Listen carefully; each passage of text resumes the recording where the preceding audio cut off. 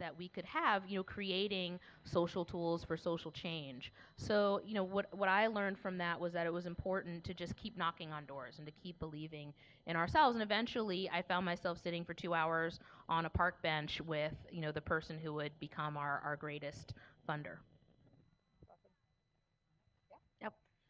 um, I'll go earlier in my career for a disappointment, and that was after business school. I spent most of my young career sort of very clear on what I wanted to do next and what I wanted to achieve. And as I talk to young people, oftentimes people feel like they have that path really clear. I graduated business school and ended up making a pretty poor career choice, which is I ended up joining a wonderful place, but it was wrong for me, Morgan Stanley. Where had the bit of that sucking sound of my soul every time I walked into the door. And I remember being so disappointed, right? I'd made it that far. I went to this great business school. I had all this opportunity. And then as I met with my classmates and friends, and everyone had so much excitement about their careers, um, it was sort of the first time I'd really felt like a massive failure. And so one day I was talking to a client. He was an entrepreneur, a three-time entrepreneur. He was really excited about what he was doing, and he had so much energy, and it gave me chills. And I got into my car, and I basically just started bawling. I called my husband and said, "I'm done. Like I'm quitting this job. Like I need to go build." Um, and it was a really, really liberating moment. 2 years later. So I think for me, the lesson of that was one, 2 years in your career is actually not that long, right? You learn a lot in that short period of time about yourself, about people, about the things that you are really good at. Um, and two, like life is a journey, right? You have another opportunity to do a great thing. RT. Okay. Where do I even begin? I mean, this is, I was just, telling her, there's just so much you do when you start a company. Most things kind of fail. No one tells you that. You kind of wing it. You kind of build this airplane as you're flying it, and that's how it works most days. You wake up and you're like, what else is going to fail today? How low are you going to go? So, I mean, I've had basically everything from people I've hired who I thought were going to be spectacular, and they didn't quite turn out that way. And it's just this deep sense of disappointment in yourself because you kind of, in your mind, you just invested so much in this, and you're like, this person's going to be great. I'm going to like make this happen. You're just willing yourself to make this happen, and it doesn't quite go that way. Um, Growing up, I come from India, straight A student. Everything worked out great. Worked at Microsoft for 6 years, awesome career. Did a bunch of things, and then started a company, and it is very humbling. You kind of go through the motions of fundraising, and you're kind of like, I kind of feel like I'm not really doing life well. I'm not like every single day you go through this until a point where you're like, I got this. I'm totally great. I'm owning this kind of thing. So there are so many failures. There's so many things to go learn from. But the nice part is you kind of go through that. And unless you go through that, you don't really know how it is to go through that and come out of it and be alive and actually do it. And don't believe all of the, oh, it's so crazy to do a startup. It is, but it's also really fun. You learn a lot, and it's a really great experience to go do it. Selena. As I think everyone said, you end up with a lot of highs and lows when you're doing a startup. I was going to kind of dig back as well to my first startup, so 2 decades ago, which ages me up here. We started Evite, and it was the dot-com boom, which some of you probably don't remember. But everything was going well, and at the time, people were like giving you money and saying like, spend it, like you need to hire faster, you need to put out billboards. And then the dot-com bust. And all of a sudden you were facing these people that you hired and you had to let them all go. And I was 22, 23 years old, and you knew some of those people had children, some of those people had families.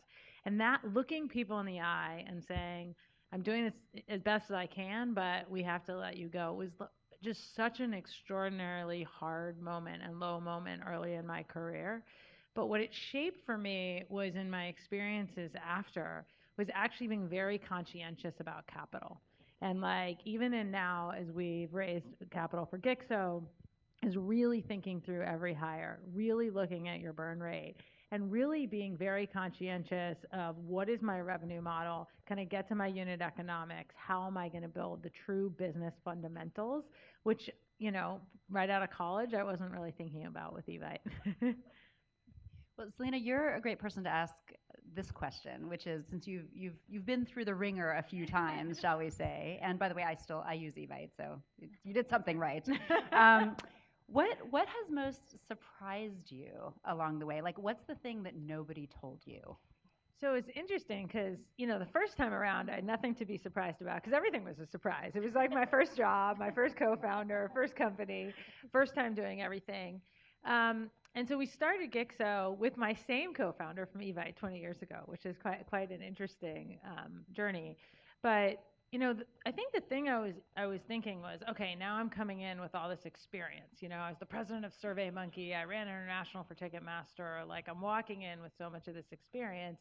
Like it'll be, it won't be as exciting and invigorating in the same way because I've seen so much. And that just hasn't been true. The last year and a half has been absolutely fantastic.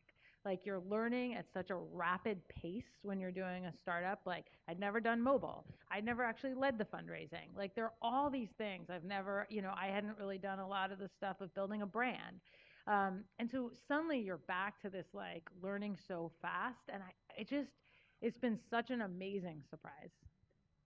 Does anyone else have anything they'd like to share on the Yeah. surprise front? Oh, sure. I mean, I don't, I had founded other things before, the tech startup. And, for me, what was surprising was what an emotional roller coaster it was. I mean, literally every day, there'd be a moment where I would say, oh, I'm going to be rich. Like, we are all going to be so rich. We're going to make a difference, but also we're going to make money.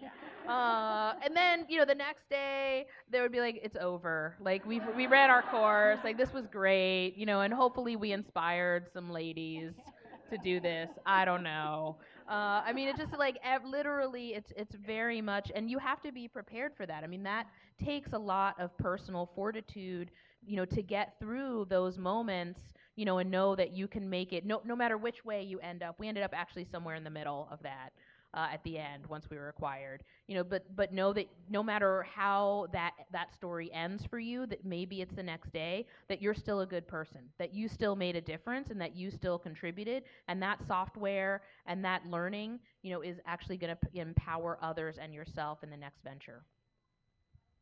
Well, this makes me wonder about how you create a healthy culture under all that stress, right? And you've all been through you've been through the ringer on a number of fronts in terms of, firstly, what's the idea? Secondly, pitching it. Thirdly, getting the money. Fourthly, building up your team. But as you build up your team and you run into people who aren't necessarily the right fit, and you realize that hopefully quickly, but maybe not sometimes all the time, what how do you create the culture that you want? Because you're in charge now, right? And you're not subjected to someone else's idea. How do you create the culture that you want and then build on it? So, Selena. I would say the most important thing is to be very deliberate about creating the culture you want. So day one of Gixo, Al and I sat on a whiteboard and started to write out what were the important tenets to us in building a culture. And then the second piece to that is, what does that actually mean in practice? So this is one of the many, many, many things I learned from Dave Goldberg, who is our CEO at SurveyMonkey. But he always used to say is, we have to think about not just what we want to do, but what does it actually mean underneath it? So I'll give an example which is sometimes controversial, but people always say diversity is really important. But are you willing to put out marketing ads that are non-diverse that perform worse? Like, no matter, I've tested up the wazoo, blonde white women perform better. And so I think there is this question, which is, what does that mean for your culture? Like, if it's an important tenet to you, how does that actually reflect down in the policy? Oh, we want to be a team-oriented culture. Well, then some of your compensation should be based on, does the team succeed? So it's really taking that next level down. So everybody will say one thing after the other in terms of these are important things, have integrity, have X. But I think the question is, if this situation were to happen, how do we want to deal with it? And actually having those conversations with your executive team, with your co-founder.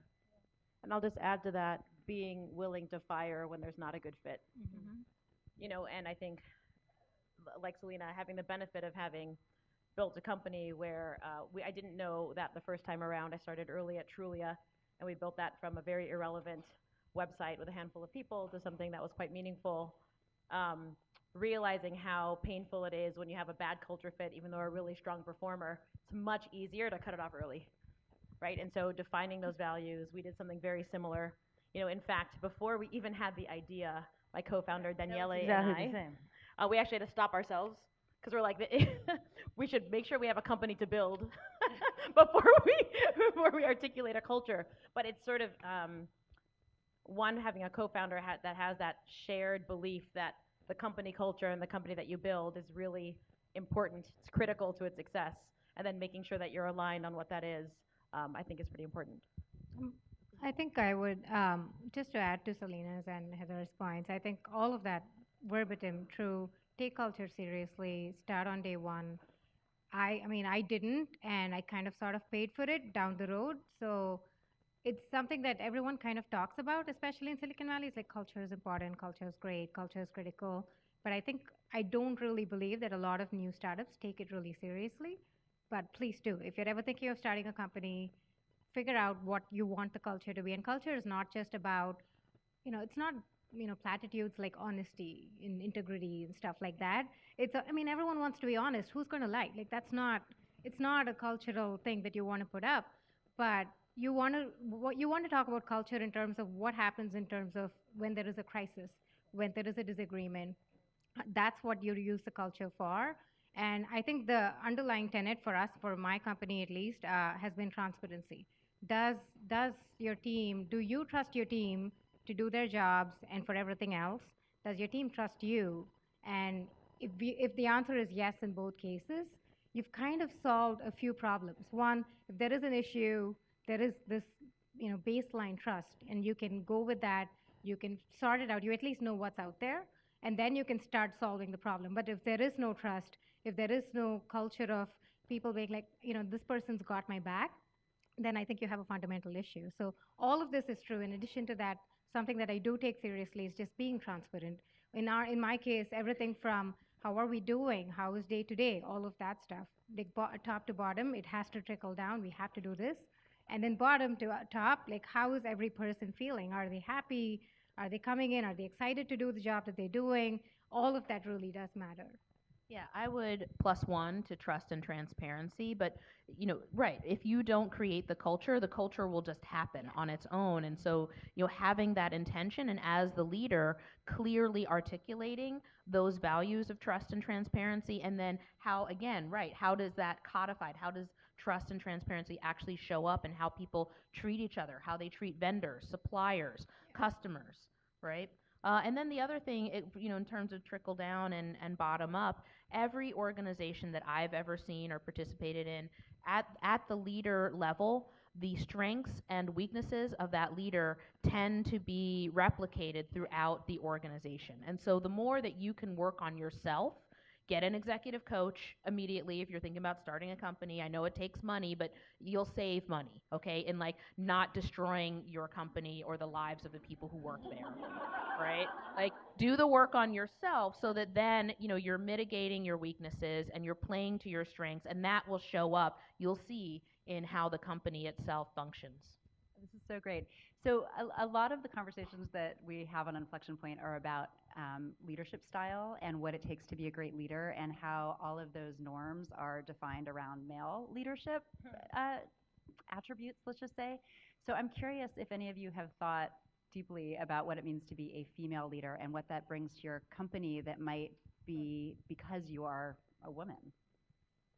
I mean, I think that you have to think about also, there's all the stuff obviously of like where women, need to put, you know, act, whether it's like take the seat at the table, whether it's like be willing to apply for the jobs. I mean, all the research that shows that, women aren't willing to take the same risk to apply for a job that a man does. If you're interviewing a woman, like they're more willing to say, oh, give credit to the group versus like men are be like, I crushed it, you know? And so it's like you have all of these things that I think that, you know, it's like being self-conscious and being thoughtful about how am I reacting to, how am I reacting? But I think that the contrary side to that is women by, I feel, and again, maybe stereotype, but often bring more empathy to the table, often bring more communication skills to the table. And it's using those things also for your advantage when you're thinking about management and leadership and building that company. And so it shouldn't just be that it's like, okay, here's the places where men have an advantage. Let's also think about the places where we have an advantage, and how we use those skills to our advantage. Yeah, what I've seen is, there are weaknesses, and we've probably all experienced them, weaknesses of, what's considered male leadership, right? But some women do this, where it's oppressive, hierarchical, egotistical, low input, right? Like just like a really tough place, highly competitive and ruthless. There are weaknesses to female leadership, too consensus driven, not directive enough, stagnating, way more, too much talking about feelings and not, adhering to the bottom line.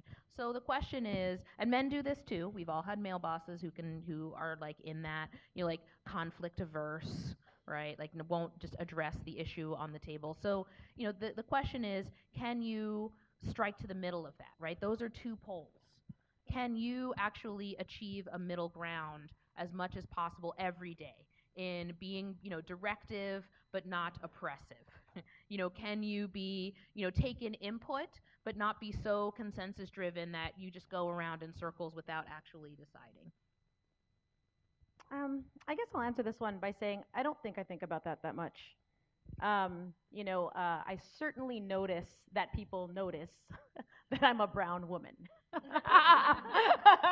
That comes up from time to time.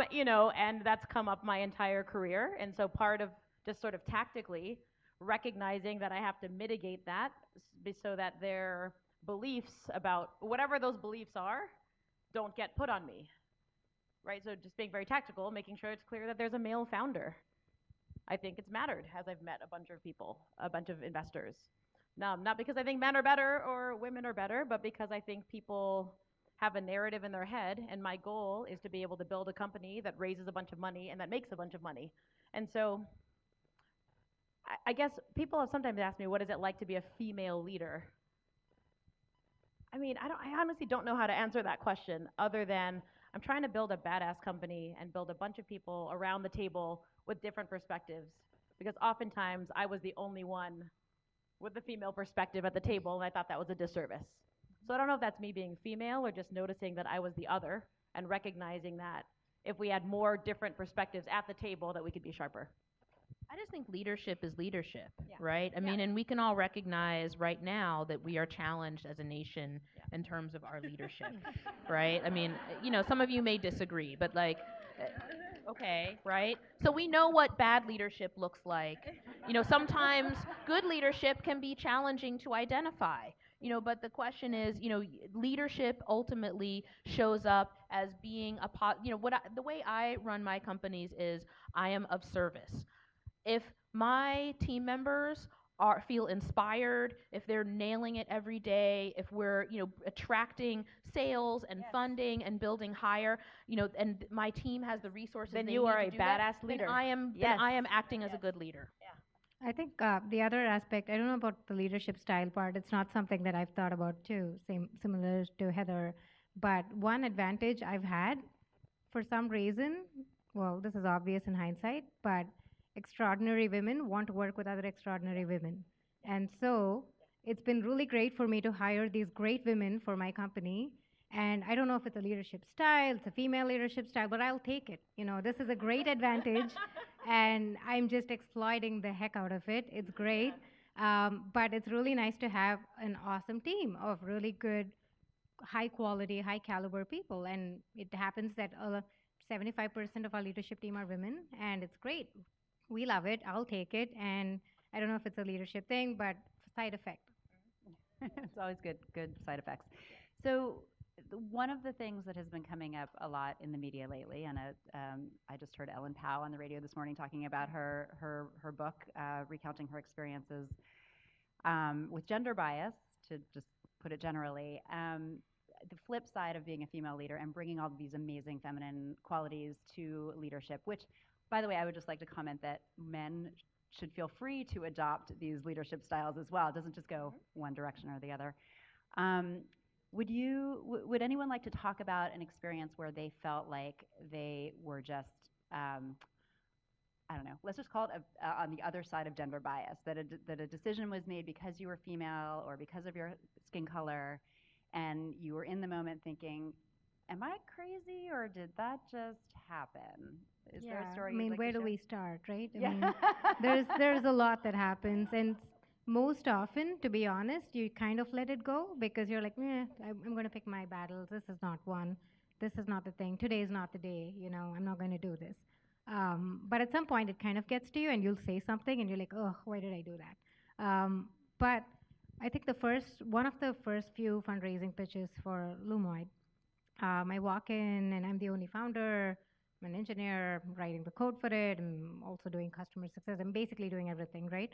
And so I walk in, I'm doing this fundraising thing, and investors like, so who's writing the code for this? I mean, the website looks great. And I'm like, well, you're looking at her. And then he's like, are you sure? And I'm like, how do you answer that? You're like, yes, I'm the one person at the company, so duh, yes. And he's like, well, okay, I just wanted to check. And I'm like, check what? I already told you. It's very subtle, it's very small, but it's slightly demeaning. And it was meant to be that way too. And you can't really be offended, but it's one of those moments where you're like, did that really happen? How are you supposed to go answer that? And a lot of my experiences have been like very subtle that way. It hasn't been like, a lot of women have come out in recent times and spoken about just outright aggression, stuff like that. Mine have always been these really minor taunts, if you will, insults. And it's always been, am I crazy? Is that okay? But I will tell you that there are a lot of female founders who go through this. And there is a really great, I mean, if you look for it, there are lots and lots of women who've been through this. They will talk to you. There's a great support system. It's kind of RAA, you know? It's like it's this thing that you do where it's like, did that happen to you? Yeah, that happened to me too. And this is the kind of thing that you talk about. And it's fine because in some cases it's not meant to be hurtful. It's unconscious bias, whatever you call it.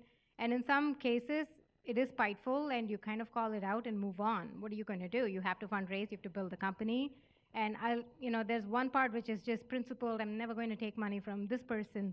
And then there's the other extreme where you're like, just be a pragmatist, just fine, just do it.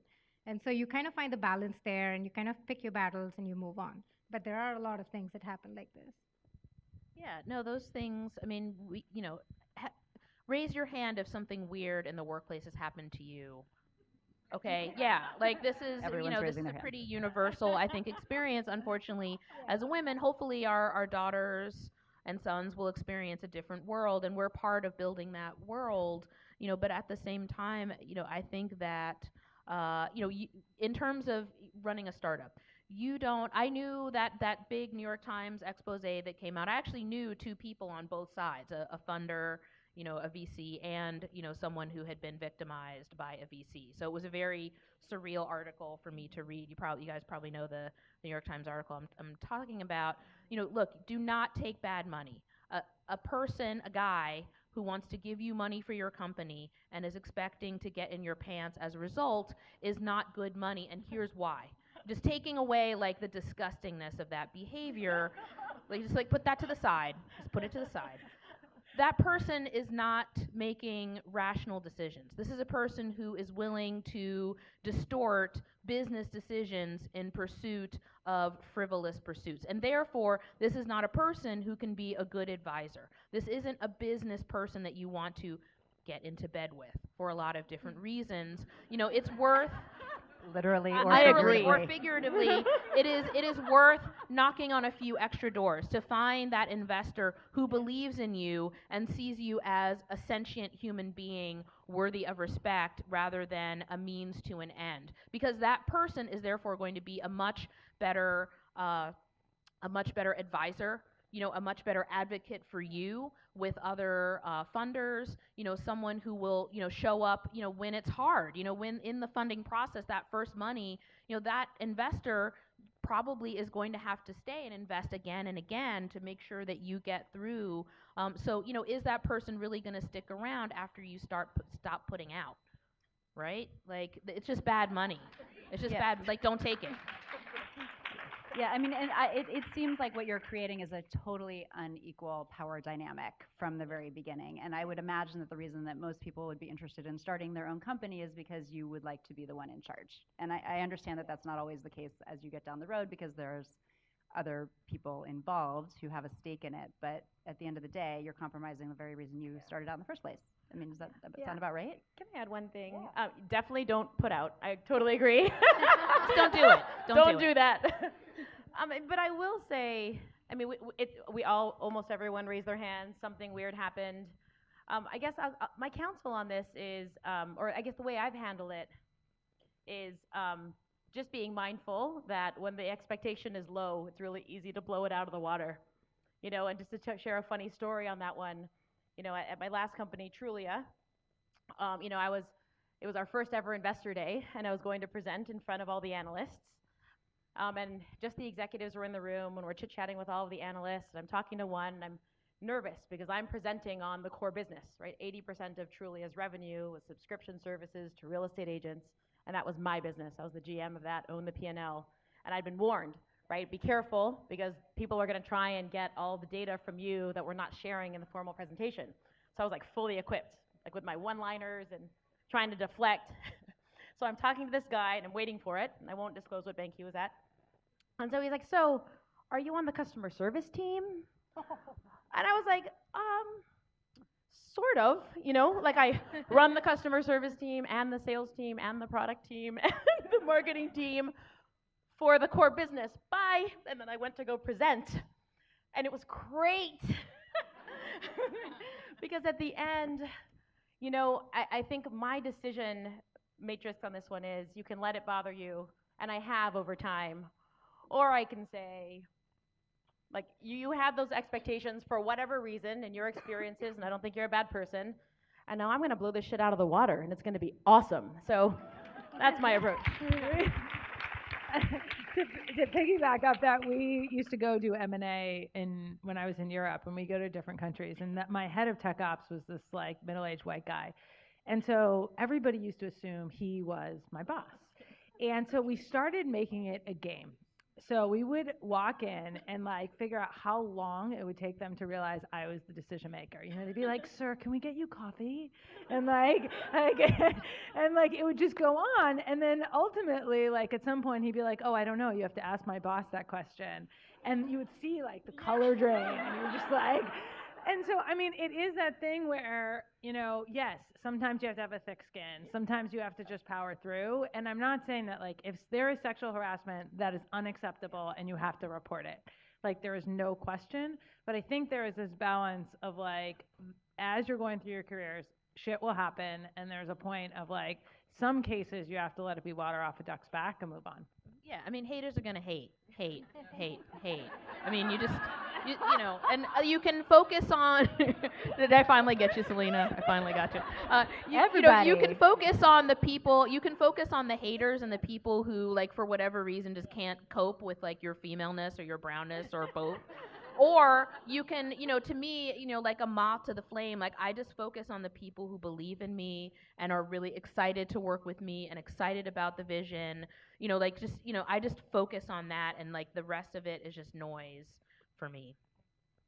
We are almost at the end of our session, and several of you have submitted questions through Slido, and we unfortunately are not going to be able to get to all of them, but I hope that we've gotten to some of them just through the course of this conversation. So the last question that I would like to have each of you answer, if you would like to impart your wisdom, is it seems to me that being an entrepreneur and having a startup mentality and being a CEO and running a company are two totally different skill sets. That's my impression, but maybe I am wrong. And I'm wondering if, as you go through your process of growing and changing beyond the initial ideation stage, how have you made that transition, and what has worked successfully for you? I mean, I guess I've gone slightly the opposite in the sense that I was like, we both have kind of gone the opposite. Right, We were so like running big teams, and like now suddenly you're the entrepreneur. I mean, I think the biggest thing in general, like, when I started at SurveyMonkey, we were 20. I left, we were few hundred, grew it from 20 to 200 million. Like the process of scaling, which I think is what you're questioning. Like when you're starting off with, as Heather mentioned, when you're starting off irrelevant, then you're growing. I mean, the biggest things from my perspective are, number one is that hiring great people and empowering them to succeed. And how you're empowering them to succeed is making sure that you're setting up what are the metrics for success? Like, what do you want to see? And making sure that they have the resources and ability to achieve that. Because like one of the things of setting up that sort of is giving them access to the data, the metrics, and all the information you can, and then letting people run with it, letting people succeed or fail, and if they fail, that's okay, but making sure that they learn from it and keep going. And so I think that as you're scaling, it's like you as an individual have to be very comfortable that your knowledge of every situation is going to be less and less, because you can't obviously be in the details of everything, and it's your job to provide those frameworks for others to succeed. And let me add another element to the question, which is in the spirit of passing along wisdom. What's the best advice that you've ever been given about how to do that? About how to let go a little? So for me, again, it was Dave, but he actually told me at that point in my career, he said, like, join a board, because it forces you to make decisions that are at a strategic level and not a detail level. So again, in my mind, it may not be joining a board. I mean, if you can, whether it's a nonprofit board or a company board, you should definitely try. But it's putting yourselves in some situation, and it doesn't have to be at your company, but where you're being forced or thinking about having to make decisions without all of that detail. And so it's putting yourselves in that and getting practice at that. Yeah. I think for me, I think what's been really helpful, and again, total honesty, I didn't really do a lot of this when I switched from the founder mode to a CEO mode. I learned a lot of things, made a bunch of mistakes. I think the switch in your head flips when you hire that first employee, because now that person is dependent on you to make sure that the company does well as much as you're dependent on that person. It's this mutual relationship thing. And first few days were really hard. Fundraising was brutal. It took us 8 months to close our first seed round. It was completely insane. And there were days we were like, we are completely crazy to be doing this, and we should just give up. And it was almost this thing which kept us going, because everyone said no, and we're like, no, we have to do this. And that kind of fueled us. I think for us, one of the things that's worked is just never accept no for an answer. We just never do. I think everybody in the company is as boneheaded as I am, which is just we're just persistent as hell, and that has worked out really, really well. The other thing that I've since learned and have done a reasonable job of is to surround myself with similar-minded people, good advisors, good board. I mean, the counterpoint to what Selena has said is, as she's joining a board, I get people on my board who are really good. I have advisors who are fantastic, and that's the only way you're going to survive this, because you need to go through this with people who've done this or are in a similar mindset as you are. And if you're not in that space, it gets a lot harder. I would say from my perspective, it's actually easier to scale than to start. Because starting is so fun. It's creation, everything is opportunity, and yet, as Selena just said, you're totally irrelevant. And so fighting for relevance and keeping your personal enthusiasm and fire and passion high when the data is telling you that things aren't working is sometimes fun and sometimes totally horrible. So, that transition, at least from my perspective, scaling is much easier, right? And the best advice that I got on this is hire your replacement, right? So as a founder or entrepreneur, you're doing lots of things and you get used to the things that you're really good at. But the reality is there's someone out there who's probably better. And so you hire someone who's better than you at that, and then you can build the next part of it. Because as a founder entrepreneur, I sort of have that energy to do a little bit of everything. and then you can, hire the people who just sort of scale your org for you. Um, and maybe that's why I think it's easier, because there are so many talented people out there. You just have to be willing to let go of the reins, and let them do their job.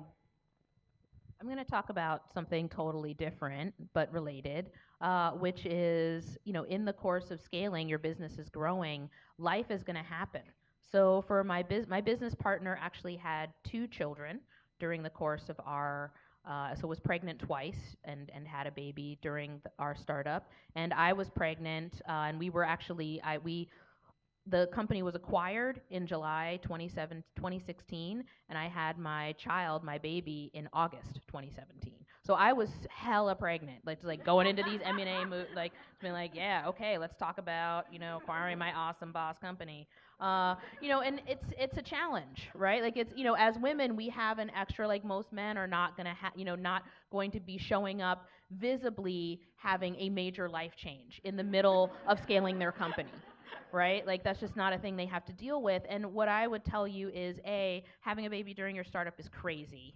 But most of us are in our peak reproductive years. It might happen, and that's okay. Like you are allowed to be a human being, and don't apologize for it. So we, like just to wrap it up. My business partner and I had to pitch at Venture Atlanta. So there were going to be like 300 different angels and VCs in this room, and she was like 8 months pregnant. I mean, so she was like, it was a lot. And she was feeling weird about going up on this big stage, to pitch our company for a Series A because we were trying to scale. And her husband had suggested, so the event was happening in the Atlanta Aquarium, and so there were these white beluga whales swimming, and so she was going to make a joke. Her husband had suggested making a joke about the whales and her size. That's a horrible like, idea. No, right, absolutely. I was like, absolutely not on my watch. No, like 90% of those dudes in that room would never have the courage to do what you're about to do. You don't have the right to make fun of yourself because you're like crushing it. Like you're doing something unbelievable that is inhuman. Here's what you say. You say you've got 2 startups, okay? One of which has a 20-year runway. Okay, and the other is attentively a marketing automation social listening tool that is transforming nonprofits around the world. Dagnabbit. Okay? Right. So don't apologize for who you are. Don't apologize for being a woman, for being brown. Don't apologize for your ideas. Your ideas are valid and deserve funding because only you can solve the problems that are unsolved in America and around the world. Thank you. Thank you so much. Thank you to Women in Product. Thank you to our wonderful panel. And thank you to our wonderful audience. You have been amazing. And I hope you have a wonderful rest of your day here. Thank you so much. Thank you, guys. Gals. Gals. Hey, folks. Folks. Yeah, stats. Stats this time, not chemistry. But important announcement. First, thank you. Thank you to the panel. For those of you who are seriously interested in the stats joke, I will tell it to you outside. But those of you who filled out the survey and have a code, please go pick up your swag bag at the registration desk. For those of you who did not fill out the survey, you'll get a t-shirt like me. 3:30 main hall. Thank you very much.